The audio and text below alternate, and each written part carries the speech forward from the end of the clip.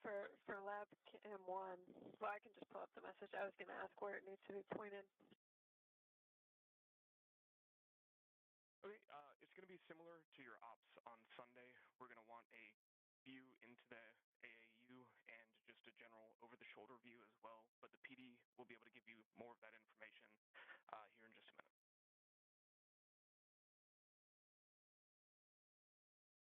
Okay, and two questions. First, can you say again which space ground you said for the PD? And then second question, if this takes an hour, what's happening to my UWCI fill task?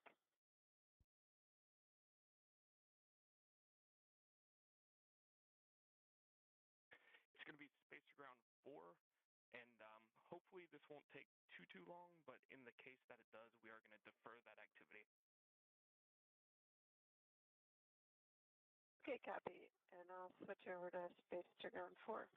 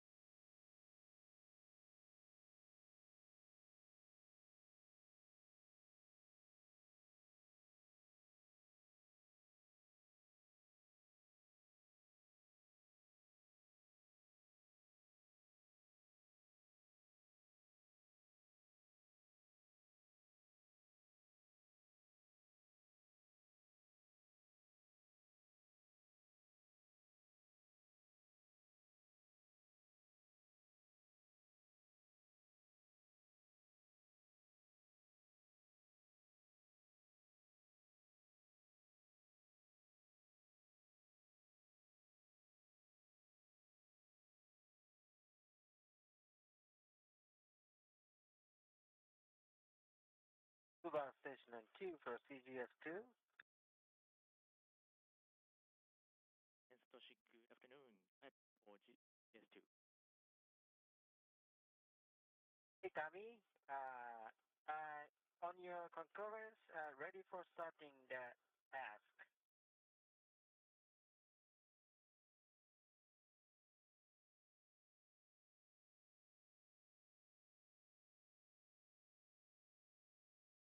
And Satoshi, thank you for the offer. I'd like to timeline, so like you start like you like to start on time. Sorry.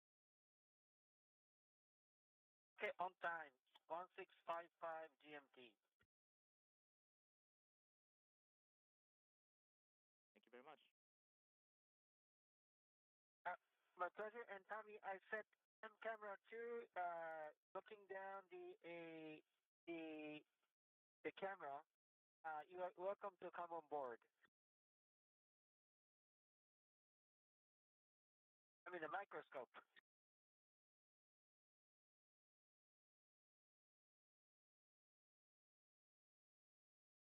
Okay, sounds great. Thank you very much. And Satoshi, I think can volunteer for some extra activity. Actually, it's just resecuring the temp logger on one of the. It's on the microscope. I'll let you know what to do when you're ready to copy your concur.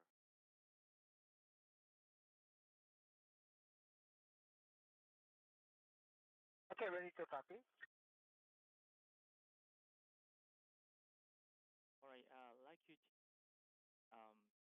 on the execute node of the this observation procedure, you can find the procedure 2.001.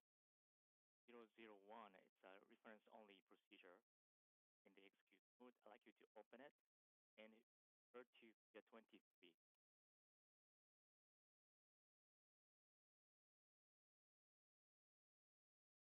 The 2.001 reference only, figure 23.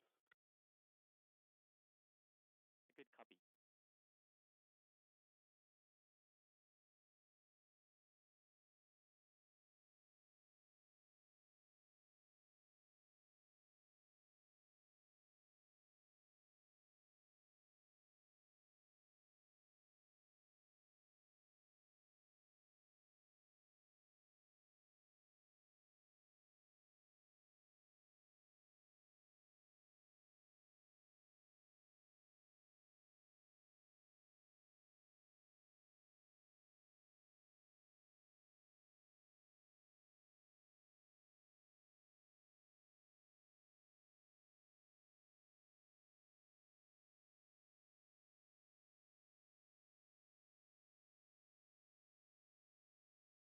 On two, I'll let you know what to do.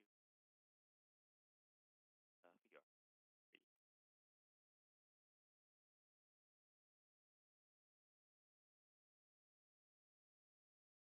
Okay, you mean attach the temperature sensor like figure 23 right now? Affirmative. Okay, in work. Thanks.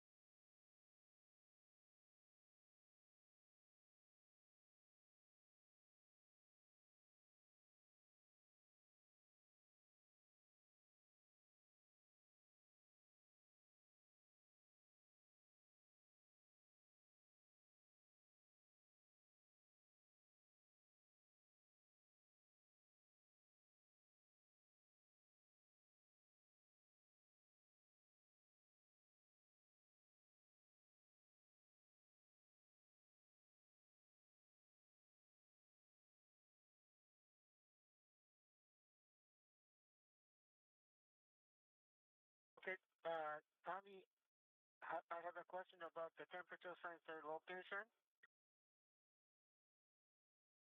Go ahead.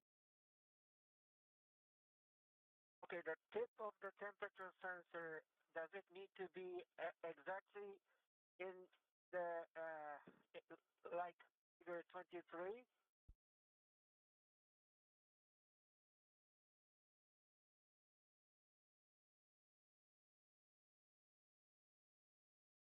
Or is it okay if the tip of the sensor is in that area?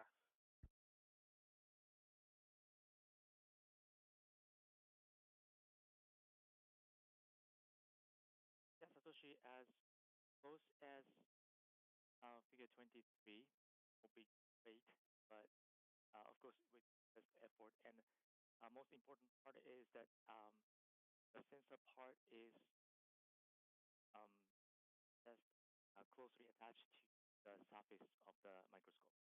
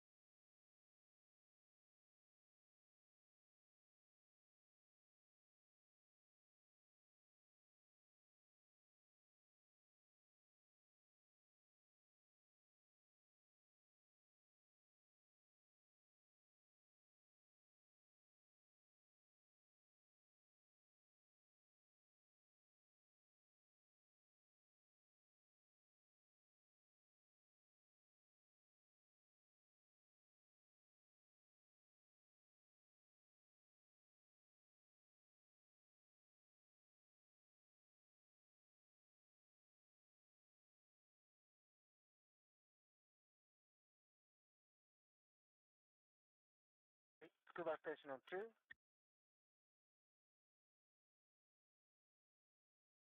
And we have a short handover. Talk to you on the other side.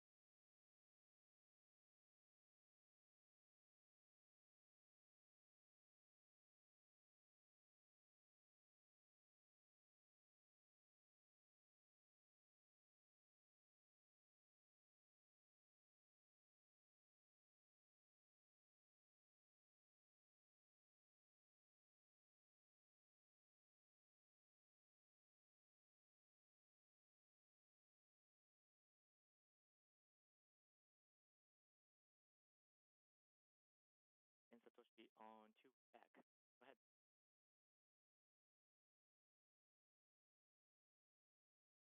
The temperature sensor is attached on your go, ready for starting the test. Thank you very much, and you go for step 2.1.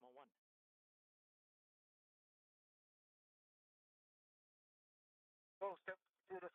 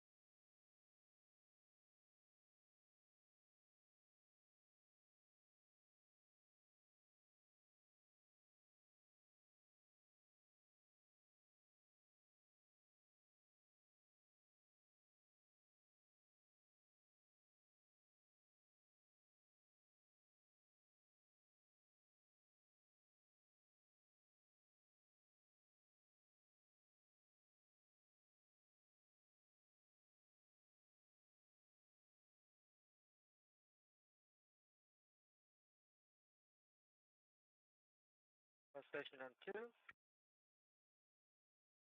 ahead.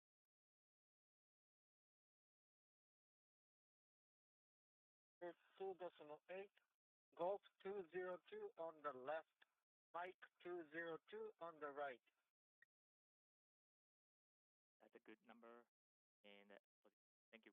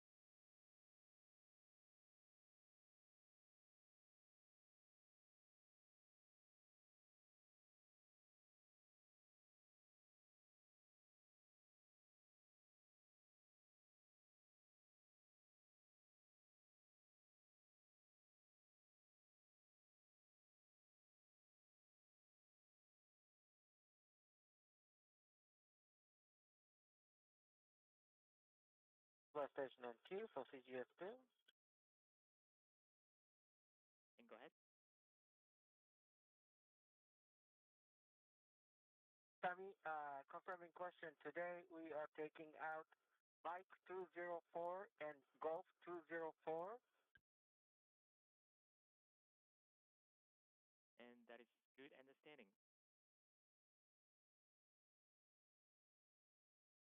Okay, Enrock.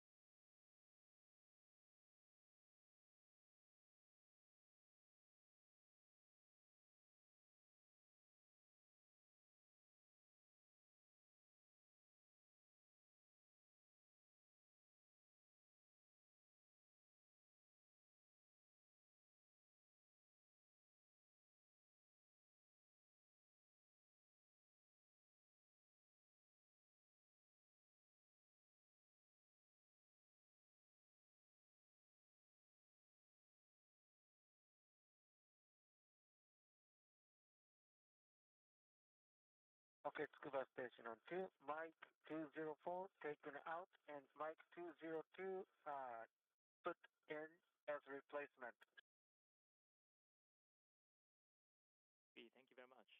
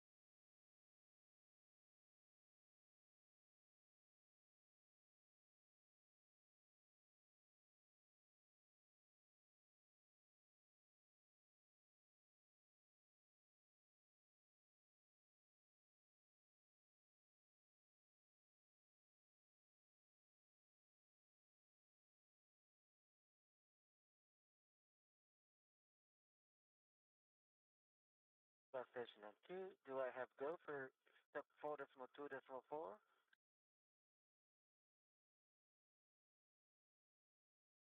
One Commander Wait. Am I?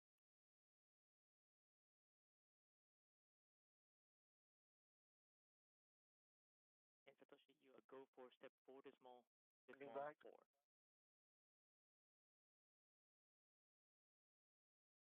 Copy, Yes, go Satoshi. for 4.2.4. Again? Yes, you go.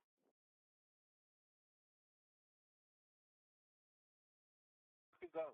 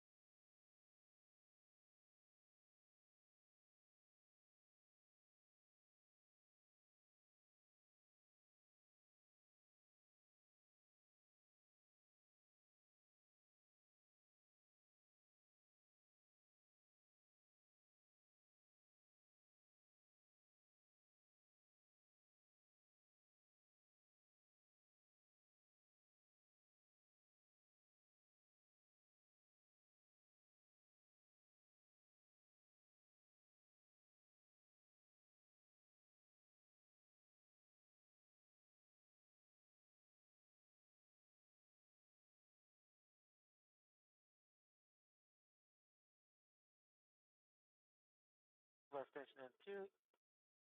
Golf 204 retrieved and Golf 202 is in as a replacement. Hey, that's a good config. Thank you for the report.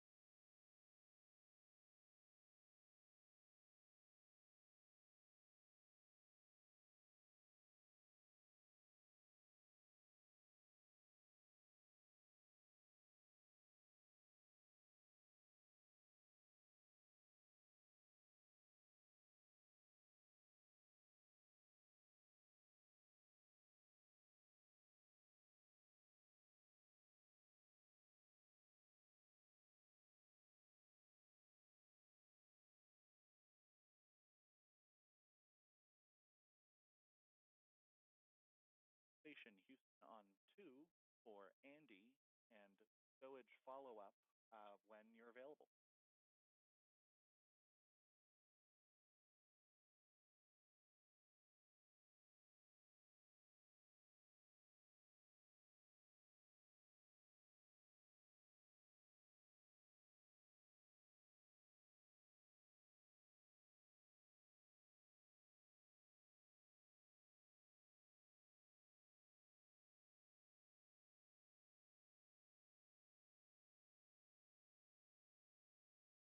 And Satoshi, that's a go. And then we have a little heads up.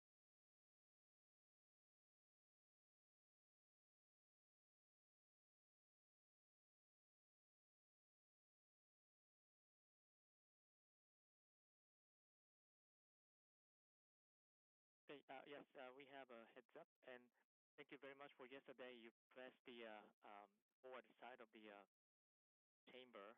That worked really well, and we were able to have a good focus.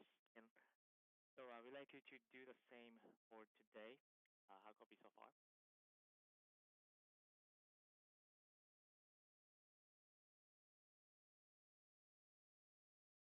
All right, thank you very much. And we have some words also for step 5.9 and 5.10. Please stand by.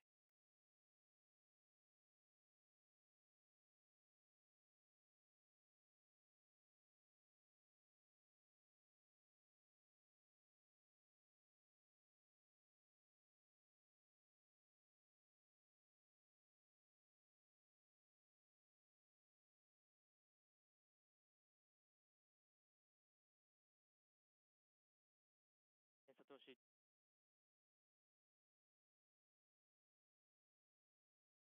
yeah, for today, have a Golf 204 that comes to R position, and for 204 Mike BL Lima.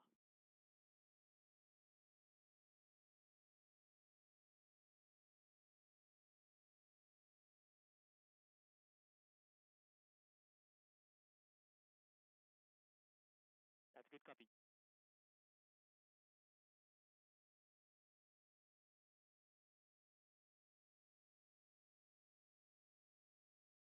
You go.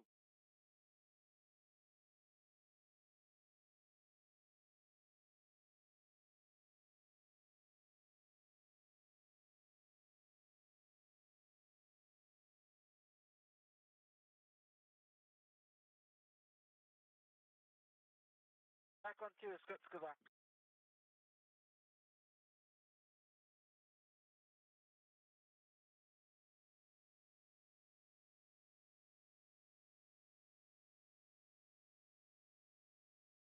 Houston Station on 2 for stowage. 2 notes for you, Andy. First, the CP Crew Conference at 8:35 is going to be on Space to Ground 3. And Flight has actually sent you a quick email about that as well if you want to take a look. And then I have answers to your earlier stowage questions when you're ready to copy.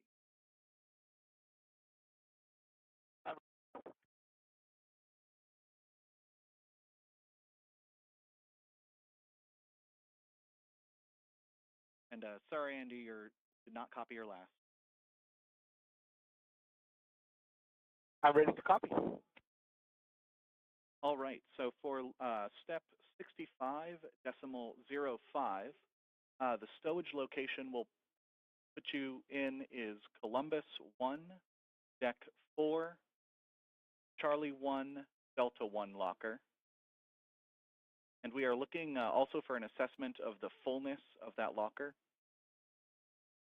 And also for that item, just a report if you have removed the bubble wrap from that item. And this was the CTB that you said was full. We're just looking for a report on if that was 100% full or just not enough space for that one item.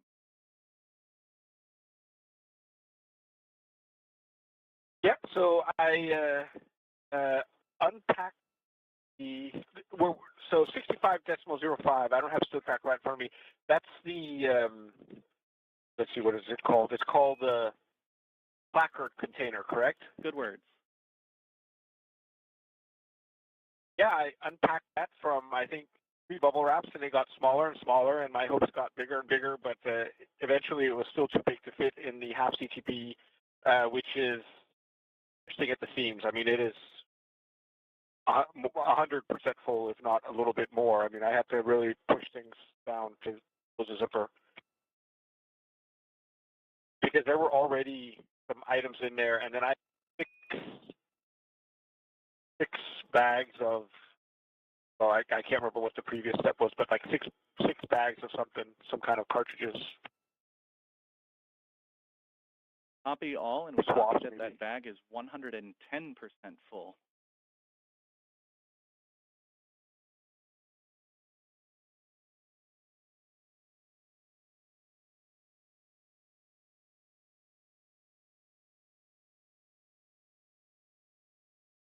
Go station on 2.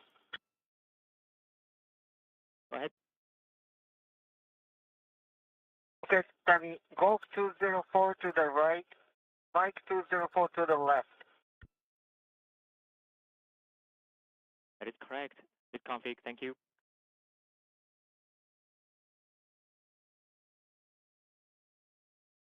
And Andy on 2, we also have a stowage location for those handheld mics when you're ready.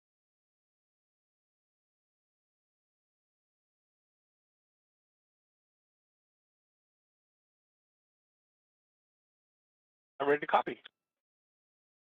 We'll have you put those in PMM1 port 2, the Alpha 2 locker, in half CTB 5, 4, 5.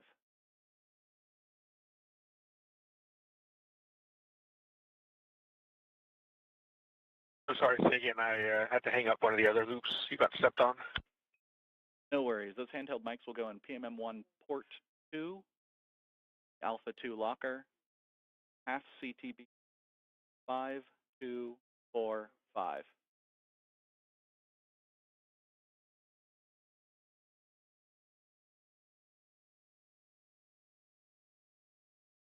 Copy all. Thanks.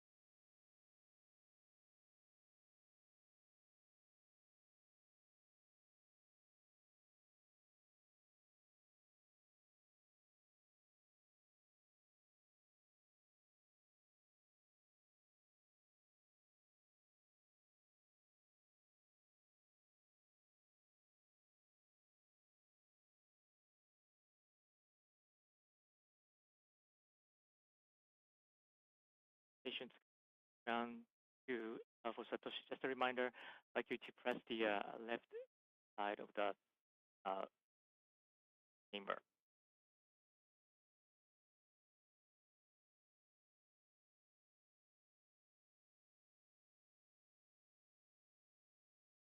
Sorry, Tommy, say again? Yes, just a reminder, if you haven't pressed the sample chamber yet, I'd like you to press the left-hand side of the chamber.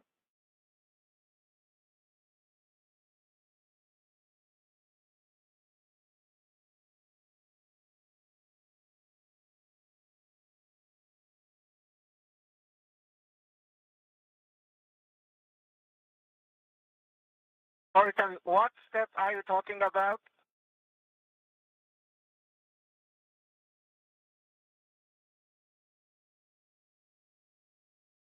And Satoshi, there's no steps in the procedure, but actually just a favor.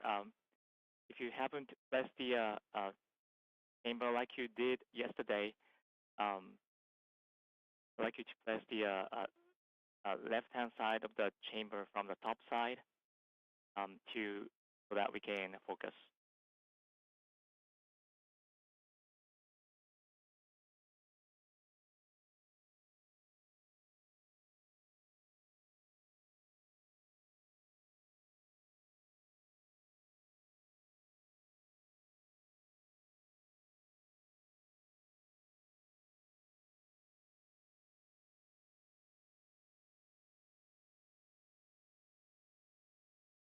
Yes, Satoshi, thank you very much.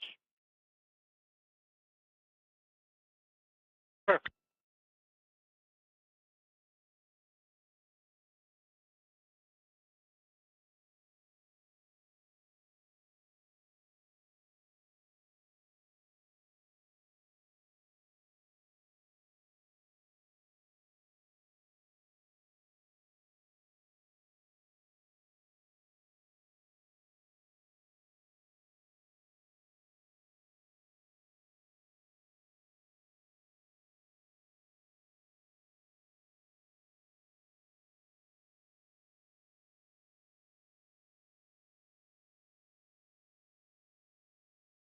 Okay, Tommy, first step 5.21, ready for microscope observation.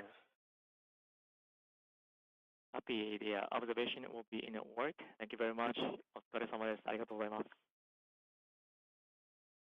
My pleasure. ありがとうございました。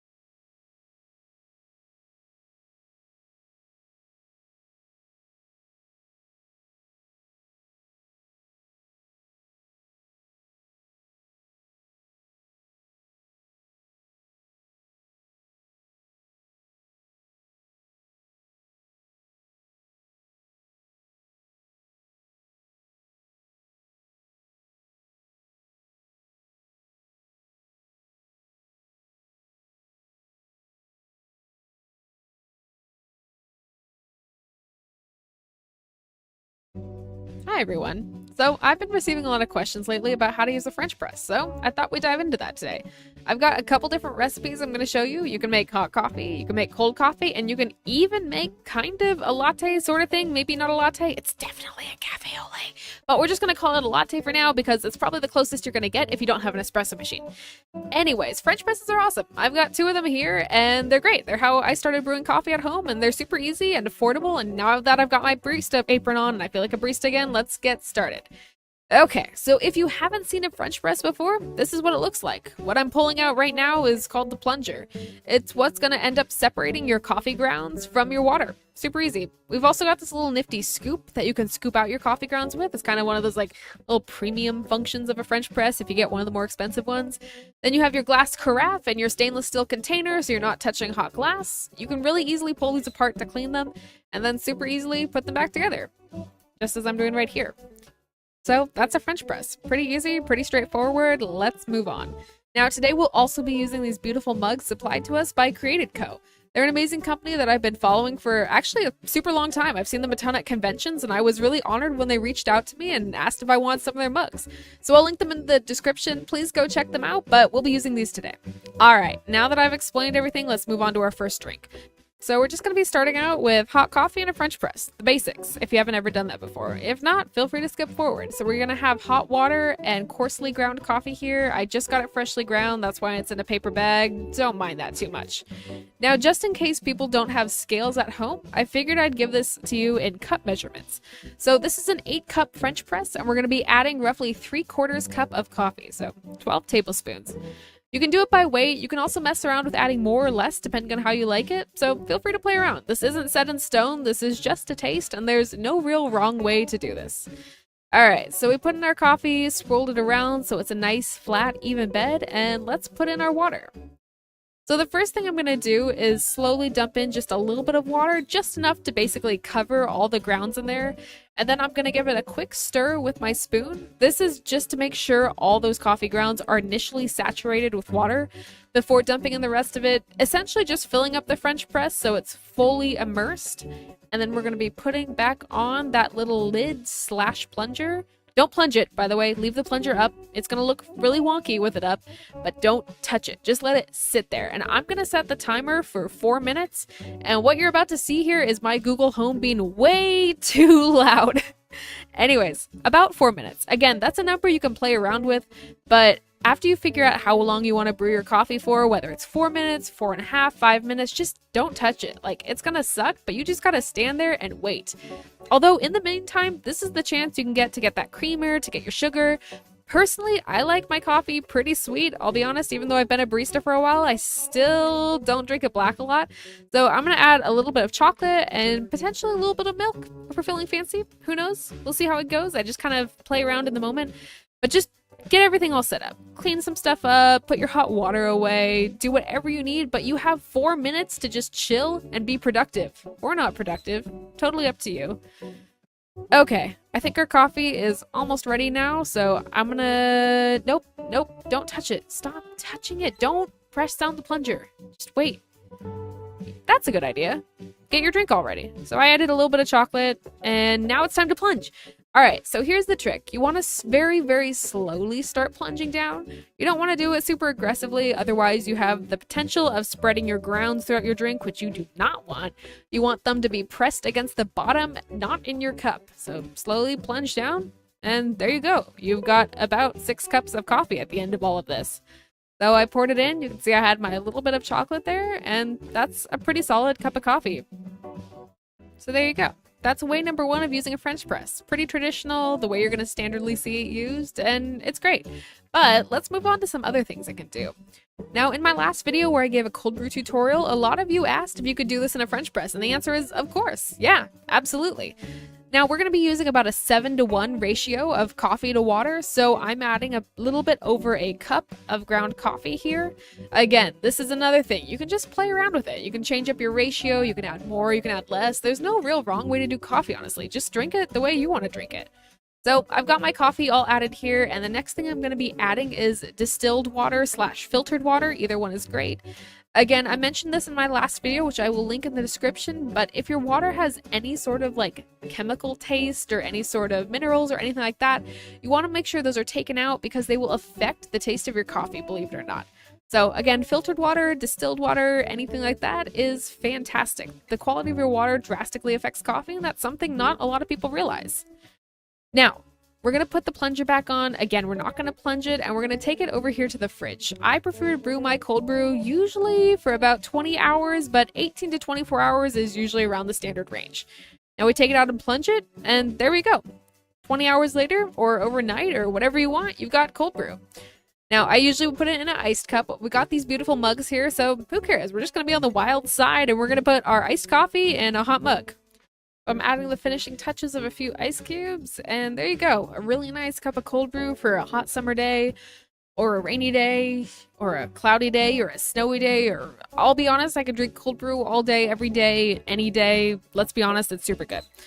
Alright, so we've got our coffee things, and now I'm going to teach you about that little latte hack that I mentioned earlier. The first thing you're going to need to do is have a clean French press. I cleaned out the one with cold brew because I'm still going to need some hot coffee, but the next thing we're going to do is heat up some milk. I'm going to pour about a cup of whole milk into a mug, and we're going to use a microwave to heat it up because it's the fastest way, and honestly it tastes the same pretty much no matter how you do it. So doesn't matter, let's use the microwave, it's going to be great. I'm going to put it in there for about 1.5 minutes, seems to be the best way. Also, say hi to the cameraman. He's super helpful and always films for me, and he's great. Hi, cameraman. Anyways, as I was saying, 1.5 minutes on the milk, and it's time to just chill. You can clean up, or you can dance and spin, or do whatever I'm doing right here. Wasn't really sure, but I thought I'd leave it in just for, I guess, your enjoyment, or whatever. I wasn't really sure what I was going to say through this, so I'm going to try not to be bored while my video self is being bored waiting for the milk. Oh, wow, this is taking a long time, and I should have cut it out. That's okay. All right, 5, 4, 3, 2, 1. Okay, we have hot milk now, which is great. Let's go get it out and take it back to our French press and work on the next step. Go, me, go. I want to keep talking. Okay. So we're going to dump some of our hot coffee into a mug. That's going to be the base. You can dump however much you want. And the next thing we're going to do is pour our hot milk into the French press. Be more careful than I was, everyone. Morgan spills coffee, as my last top comment said. It's accurate. Okay. Put your plunger in. Put it all the way down into the milk, and then just start aggressively plunging it. It looks kind of ridiculous, but what you're essentially doing is the same thing that a steam wand would do to milk. You're just pulling air into the milk and making it foamier. Now, the trick I do is to plunge it near the top so you have access to more air, but you can see the volume of the milk is growing. It's taking in air and it's getting fluffier, which is essentially what you need in a latte. It's foam. It's super cool, and although it might not be the same quality as you get in a cafe, it's pretty close, I'll be honest. Now, you don't necessarily need this, but I still had one of my latte pitchers at home, so I'm going to pour it in, and let's see if we can get some latte art on top. This is kind of hit or miss, but let's just go for it. Okay, as you can see, fluffy milk like a latte. So dump it into your coffee, and yes, this is a cafe au lait, but we're just going to call it a latte for the time being, because it's pretty dang close. Look at that! We even got a heart! Look how cute that is! Oh my god, I was actually really surprised. I didn't expect it to turn out that well. And it's pretty yummy to boot too. Again, you can add any syrups you want, and it's great. Alright, so those are the 3 ways I really like to use French presses. As hot coffee, as cold brew, and as a cafe au lait /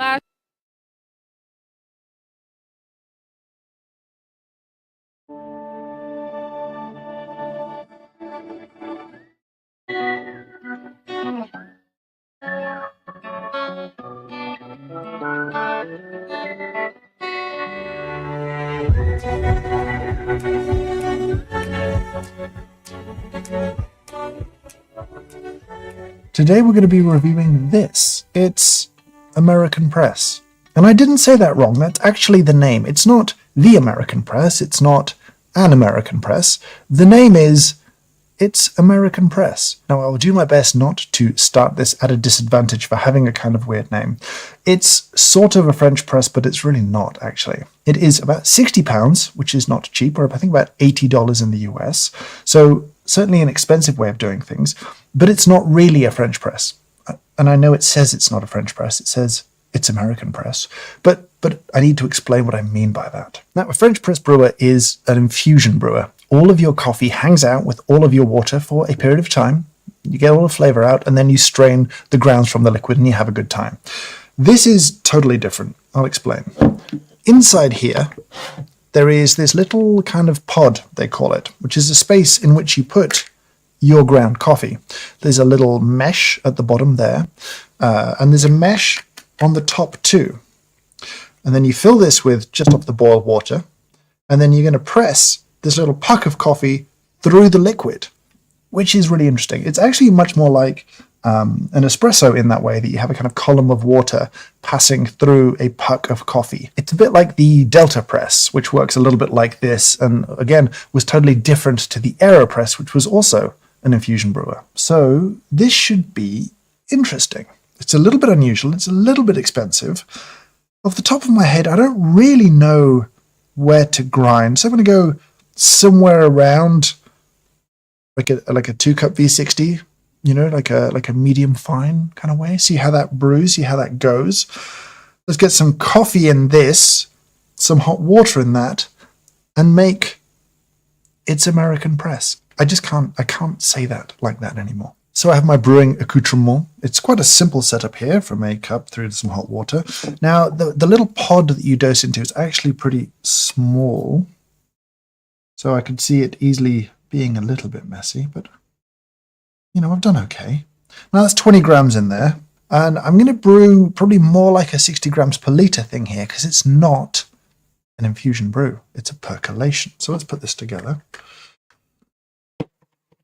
Now, therefore, let's put about 330-ish grams of hot water in here. Lovely. And now I guess we just press. And you should end up with clear liquid below, above coffee. Now that's interesting. That looks a little weak so far. Interesting. Kind of pretty. I would imagine they would propose a relatively slow contact time here. I'm not sure that's really going to be the defining factor. It's going to be about grind size and your coffee to water ratio. Their play is actually the cleanliness of this whole deal. It's the press without the mess, or something like that. I think is their trademark. So they're pitching the idea that this little puck is contained and easy to clean up afterwards, and there's no awkward rinsing out of French presses, which, sure, that's kind of a nice thing. But it's probably not the most interesting thing about this brewer. So I've pressed, and there is not yet mess, but looking at that, that's very weak. That's a very weak brew. I've done a bad job here. You could, and I'm not a huge fan of using agitation to do this, just go again, right? Like you could just pull that water back through. Do that. But I think it'll probably taste awful. But I don't think this is going to be a good brew anyway. I've seen some brews where they like to give it a little extra work at the end. Let's see how far away from good this is. I mean, that just smells wildly under extracted. And I know you can't smell extraction, but you know what I mean.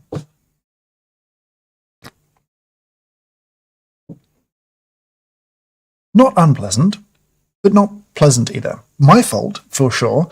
Definitely too coarse, which is interesting. That's sort of where I would make a French press, but I guess my contact time was maybe a little bit short. But either way, I'm going to go a good bit finer, not espresso fine, but certainly a little finer to see if we can get a bit more extraction, a bit more flavor, a bit more goodness. Let's go again. Now, having a chance to reset was actually really interesting. It allowed me to test their claim that this is really easy to clean up.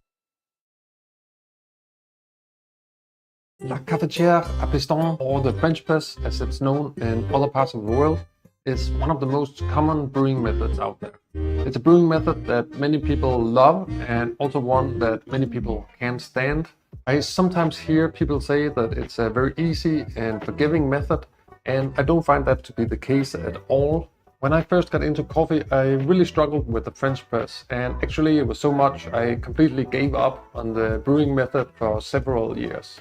So today I will share 5 big mistakes that I have personally made with the French press and that I know are also quite common out there. And of course, I'll also teach you how to fix these issues. So mistake number 1 is using the wrong ratio of coffee to water. This is so incredibly common. I even see a lot of coffee professionals getting this wrong.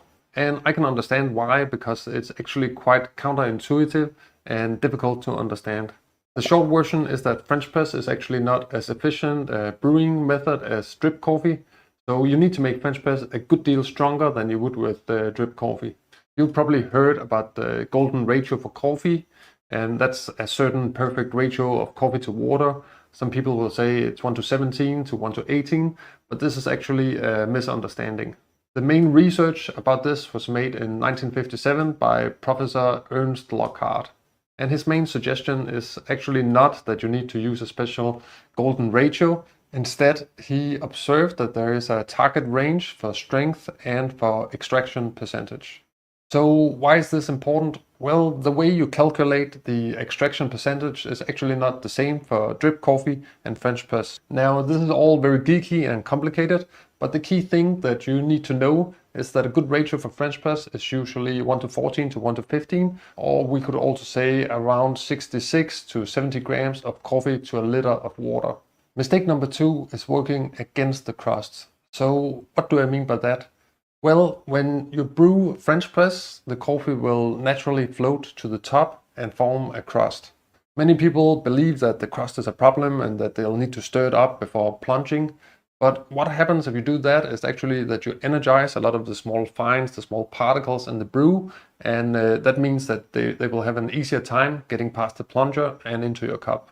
When coffee forms the crust, an interesting thing happens, and that is that the smallest particles fall to the bottom because they release all the CO2 right away and they can get completely wet, while the bigger particles, they still have some gas inside and they're more porous, so naturally they will float for a long time. So in a way, the coffee is actually filtering itself with small particles in the bottom and bigger as you get closer to the surface. You want to work with this and not against it. If you plunge directly onto the crust will itself act as a kind of filter that will protect your brew against these super small particles that you definitely don't want to get into your cup. But there is a problem, because you also do need to stir the French press. You do want to have some agitation to get a really consistent extraction.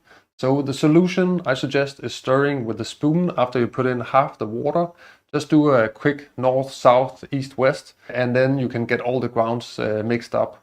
Then you add the rest of the water and you will still get a nice crust, and you'll have the benefit of agitation at the same time. Another mistake is skimming or not skimming. I know it sounds a bit complicated, so let me just explain. You probably already know James Hoffmann, and if you don't, he's the most influential coffee person in the solar system. And for that reason, his French press recipe is incredibly popular. In that recipe, he calls for breaking the crust and skimming the surface. Skimming the surface is actually something that is done in coffee cupping, and it's best practice. It definitely makes your first sips cleaner. But if you follow the Hoffmann method, then you have to follow it completely. You can't just skim the surface and then pour the coffee. You need to wait the 5 minutes that the method calls for and let all the grounds settle at the bottom. So it's correct, if you're following the Hoffmann technique, the recipe, then the crust doesn't matter and you need to follow his recipe completely. On the other hand, if you don't follow his technique, then you do need the crust to help filter the brew. The next big mistake is that you're probably grinding too coarse, and this is a very persistent myth about the French press, that you have to grind super coarse. Otherwise, if you grind finer, then the small grounds are going to make it into the cup. This is again very unfortunate, because if you're brewing at a 2-week ratio, which many people do with a very coarse grind size, then you most likely end up with a pretty weak and under-extracted cup, and it will taste kind of muddy at the same time. And that dirty feeling will cheat your brain to think that the coffee is not under-extracted, so it will be hard to diagnose the problem. The idea that French press should have a coarse grind size is probably because people want to avoid getting grounds into the coffee. But if you look at the plungers of any of these brewers here, then you can easily see that a common medium grind size shouldn't be a problem, and actually it should be able to filter out those particles. The problem is more that whenever you grind coffee, you will have a lot of fines, and these small fines can easily go through the mesh, and that means that you have to be really careful about getting those into your cup. But this is much more related to other things than grind size. For instance, do you agitate the brew when you plunge? Do you pour too aggressively? And so on. So all this is to say that you can and should grind finer than you expect. Whether the coffee is silty or dirty is up to something else. Another common mistake is not decanting the brew. Decanting the French press, pouring it over into some carafe is one of the most beneficial things you can do for your brews, but still it's something I only see coffee geeks do. There are several good reasons to decant into a separate carafe. First of all, you'll get the coffee down to drinking temperature a lot faster. French press is just way too hot to drink if you serve it directly. Second, it gives you an additional step to get rid of silt if you pour gently. And third, it mixes together the brew. If you just pour French press cup by cup, then there will be a pretty big difference in strength between the first cups you pour and the last ones. And finally, it stops the brew at the right time when the extraction is exactly right. So these are the 5 most common mistakes I see with a French press. If you can get this right, then you'll be making a pretty good cup of coffee. But if you want to take your French press from just good to really, really delicious, then there is a special way to do that. It's a technique that is pretty unknown, but for me it produces the best French press that is possible. Actually, I did a video on this technique recently. So if you're interested, then click this video right here, and then I'll see you over in that video.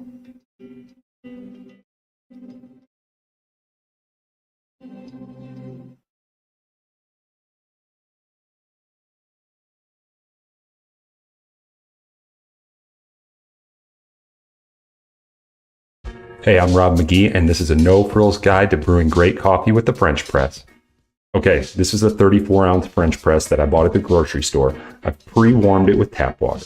I also have a full kettle of filtered water. It's about a minute or so off the boil, and that's going to be about 200 to 205 degrees, which is the brewing temperature we want. We're going to use 10 level tablespoons of ground coffee. The grind size here is coarse, and your local coffee shop can grind that coffee, or if you're using the grinder at the grocery store, it'll have a French press setting on it. Go ahead and start your timer. Now go ahead and start to pour your water in. We're pouring this halfway up, and then we're going to let it sit for 30 seconds to let any gas escape. This is going to be about a 16-to-1 water to coffee brew ratio.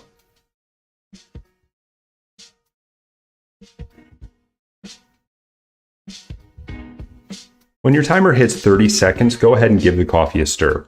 And let's pour the rest of the water in, stopping about an inch from the spout to save room for the plunger and to avoid an overflow.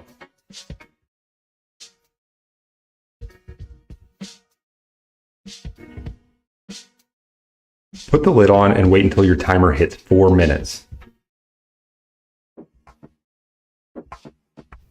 At 4 minutes, our coffee's done. So we're going to gently push the plunger down to the bottom.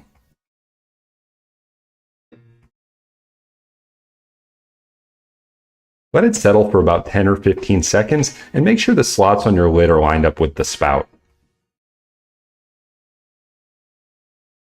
Now grab your favorite mug, pour yourself a delicious cup of coffee, and enjoy.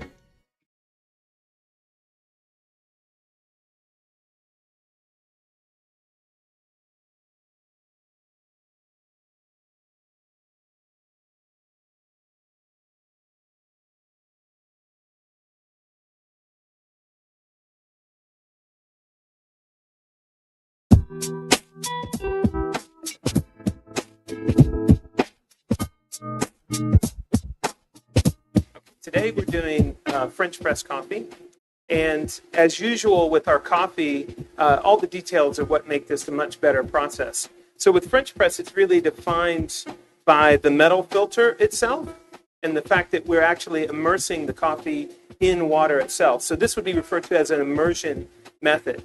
So starting with great water, filtered to the right temperature, then we have coffee that's pre-measured and ground freshly. So right now we do 2 grams per ounce. So this is a 30-ounce pot, and then I'm doing 60 grams of coffee. So my first step is to just put the fresh ground coffee in there. And I would like to saturate the coffee first. So I'm just going to pour enough water in there to saturate all the grounds. And with fresh coffee, I'm going to allow that to off gas. So there's a certain amount, about 30 seconds, that I'm going to time this to off gas, but you actually see the whole process happening in the glass. At the point that everything is saturated, I'm just going to continue to fill it up. And I don't want to over mix the coffee or create a lot of turbulence. I only just want to saturate it all the way to the full level of the pot.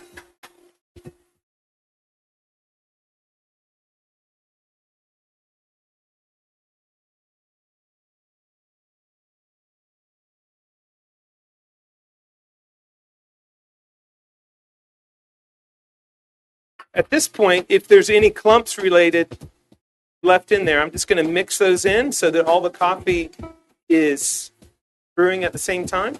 And I'm going to let this sit for about 3 minutes and into about 3.5 minutes. So the whole extraction will take about 4 minutes. And I'm just inserting the filter, not pressing until the appropriate amount of time. So at this point, we're just brewing. All the coffee is immersed in there, and we're waiting for the right amount of time. This is a coarse grind. So basically, the brewing method is directly related to the grind. So with an immersion method in a longer period of time, we have a coarser grind. With a faster extraction, we would have a finer grind. At this point, what we have is 3 minutes, 3.5 minutes have passed, and the coffee is brewed, and we're only going to filter it. So by filtering it, I just mean push the metal filter down to the bottom. So we pressed it, and now we have fresh brewed filtered coffee.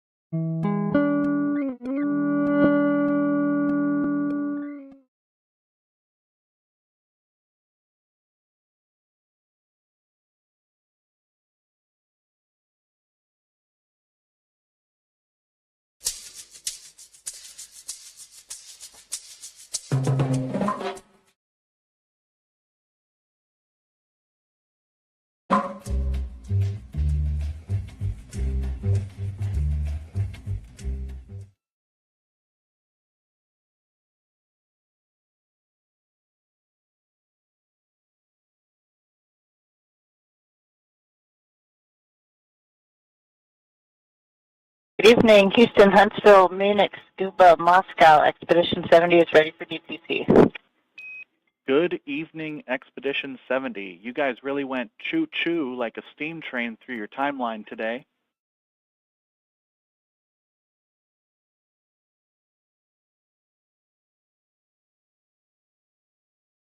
We have a handful of topics from around the world for you today. The first question is for Andy, or note is for Andy and Satoshi. Tomorrow, hello everyone, welcome to the channel. And in this video, I'm going to cover the Cuisinart 12-cup stainless percolator. At 1500. Okay, the Cuisinart Classic 12-cup stainless percolator. And let's get right into it. But first, I want to mention a few observations. Well, first, the obvious. Andy and Satoshi. Yeah, this nice, elegant design that Cuisinart is known for. Tied up. Otherwise, great sturdy handle. To deliver you a easy pour spout. What else? Oh, we got a nice clear knob on the top, so you can watch it brew. For Andy, and all that's great. We're still looking for a fullness report for the Columbus locker where you restowed the placard container. That was Columbus Deck 4, Charlie 1. Yeah, that locker is also 100% full. I was able to kind of squeeze the 2 half CTB. In the locker there's a 2.0, 2 half CTBs, and by kind of squeezing them out to the sides, I was able to find room for the placard container. But the locker location is 100% full. Copy all. We'll probably stop stowing new things in there as well. And finally, just a handful of timeline updates for tomorrow. We are keeping you guys at half duty tomorrow. Stowing new things in there as well. Satoshi will not have. And finally, just a handful of timeline updates. And we are working on new dates for JAWS's deferred CWCI activities.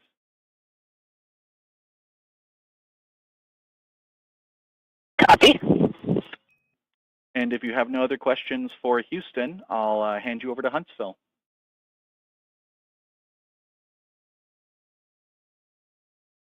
No other topics for Houston other than a big congratulations to you, Eric. We heard that today is your certification Capcom shift, and you've been an awesome OSO, and we're looking forward to working with you as a Capcom. Copy all. I really appreciate it.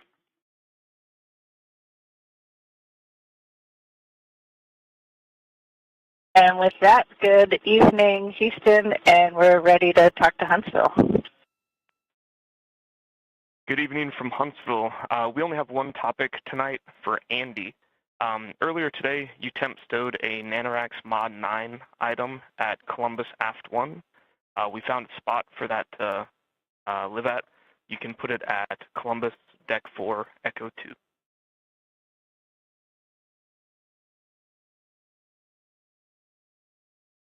Copy, Columbus Deck 2 Echo 4. That is Deck 4 Echo 2. Yep, sorry, Deck 4 Echo 2. Good read back. That's all we had for you today. If y'all didn't have anything for us, Munich and Scuba are standing by with no topics. I will hand you over to Moscow.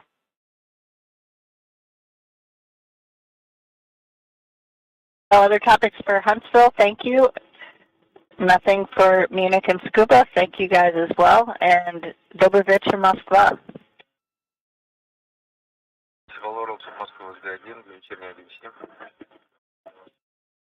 Всем добрый вечер, Олег. Готов к вечерней конференции. Начинаем свою часть. Добрый вечер. Все работы выполнены, экскурсоры в полном объеме. Давление на борту стабильно, 751. Через диаграммы с номера 80 по номеру 81. 24 на завтра. С радиограммами все точно, я тоже готов 14 сидеть. 7658, второй суточный виток, 221147, переключение СКД 2345, 2, 01, 2016, 0252, 04, 4, 16, 07, 24, 48, 10, 41, 24, 15, 16, 13, 15, 15, 16, 40, 16, 15, 19, 47, 21, 22. Точно. Вот. И вот по Сигме девушки просили вам пару вопросов задать, уточняющих по работе. Вопрос первый, вот по поводу, продолжается ли расхождение показаний Сигмы с реальным видом из иллюминатора? То есть пока вот тень можете, то есть пока светло можете посмотреть? И лучше после DPC.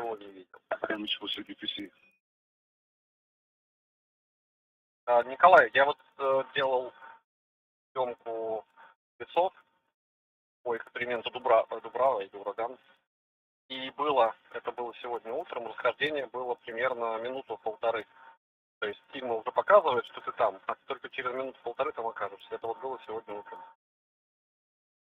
Я понял, Костя, спасибо за информацию. И сразу вот как бы другой вопрос по поводу РСК-1 и РСК-2. То есть соответствует сейчас время лэптопов от бортовому времени, то, что у вас на БЧК, или расходится, ну и какое расхождение вперед там или назад? Кто-нибудь есть там БСМ оценить может? РСК-1 с бортовым временем такое же, вот только что моргнуло 19:22.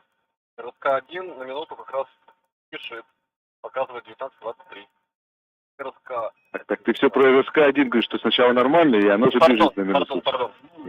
Сейчас оговорился. РСК-1 идеально с бортовым временем, РСК-2 спешит на 1 минуту. Все, Все, принял. Вопросов больше нет. И, Константин, тебе тоже просьба Вчера я синхронизировал время на них. Ну, за сутки Николай убежал на минуту, да? Получается так. Ясно. Ну, хорошо, тоже инфа. То есть на РСК-2 бежит вперед, да, бортового времени? Да, бежит вперед на минуту примерно. Принято. И, Константин, к тебе просьба. После DPC осмотри, пожалуйста, ЕДВСВ. По нашим данным, там стоит 14:39 в АСО-МЛМ. Вот. И просьба выйди, доложи, сколько там воды. Специалисты вам подготовили следующую ЕДВ, понимали, вы сейчас же только МЛМом пользуетесь.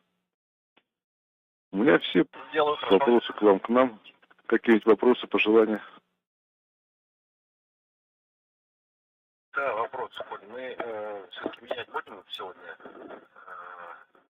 Консервацию не будем. Что, как? Нет, мы продолжаем до завтра пользоваться АСУ-МЛМом, Олег. Не будем мы менять, тут варианты разные экзотические присутствуют, вплоть до того, что снять с МЛМ и поставить в СМ. Ну, в общем, пока специалисты ничего не решили, до завтра пока остается МЛМ. Ну и, вероятно, может быть, до грузовика она останется. Только АСУ МЛМ. Поэтому много вариантов, пока сегодня никаких. Только АСУ МЛМ. Хорошо, спасибо. По дополнительным работам. Так, расскажи нам что-нибудь. АО Константин, оперативные социальные сети, оперативный сценарий. У Николая полчаса укладка американского оборудования ФДП. Передано американцам с спецэкса. Принял. Икон сегодня не пишем, правильно понимаю? Ну, да. Что да, раз вопросов больше нет, конференцию на этом завершаем. От Кости еще по ЕДВСВ информация. Хорошо, сейчас доложим. Спасибо, судья. Всем мнений спасибо за поддержку, за работу. Хорошего вечера. Всем большое спасибо, хорошего вечера. Вам спасибо, ребят. Всего доброго. Хорошего вечера.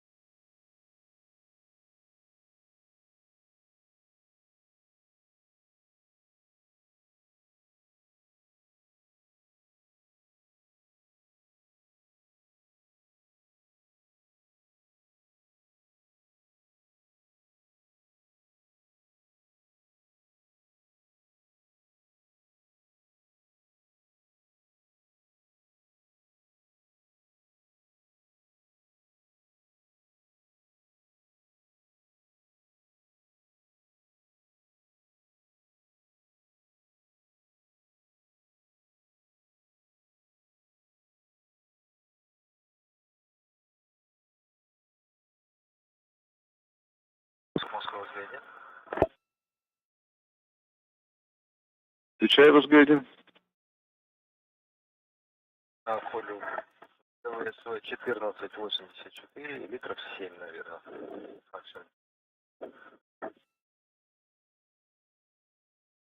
Точно. 14, какая еще раз ЕДВСВ? 1484. 1484. Да. 1484. МЛМ, да, Костя? 1484.